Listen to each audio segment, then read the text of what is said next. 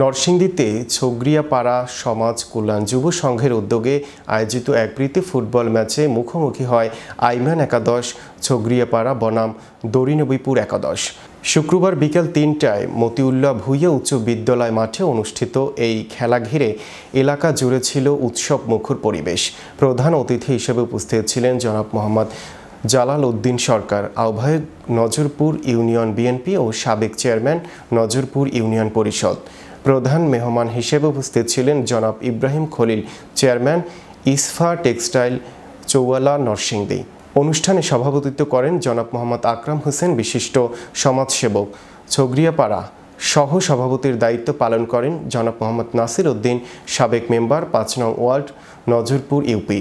বিশেষ মেহমান ছিলেন জনাব মোহাম্মদ আকরাম হোসেন, সাবেক জিএস নরসিংদী সরকারি কলেজ। প্রধান পৃষ্ঠপোষক ছিলেন জনাব মোহাম্মদ শরীফ ভূঁইয়া, যুগ্ম আহ্বায়ক নজরপুর ইউনিয়ন বিএনপি। পৃষ্ঠপোষক হিসেবে সহযোগিতা করেন যুবনেতা জনাব মোহাম্মদ খলিল মিয়া।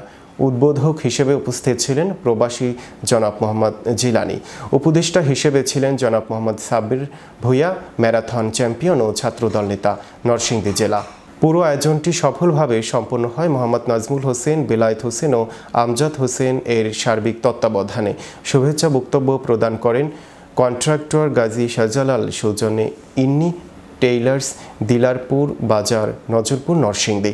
এই প্রীতি ম্যাচে স্থানীয় জনগণের স্বতঃস্ফূর্ত অংশগ্রহণ ও উৎসাহ এক ভ্রাতৃত্বপূর্ণ পরিবেশ সৃষ্টি করে, যা ভবিষ্যতেও এমন আয়োজন অব্যাহত রাখার প্রত্যাশা জাগায়। পরিশেষে খেলায় আইমান একাদশ ২-১ গোলে দড়িনবীপুরকে হারিয়ে বিজয়ী হয় এবং পুরস্কার বিতরণের মাধ্যমে এই খেলার সমাপ্তি ঘটে।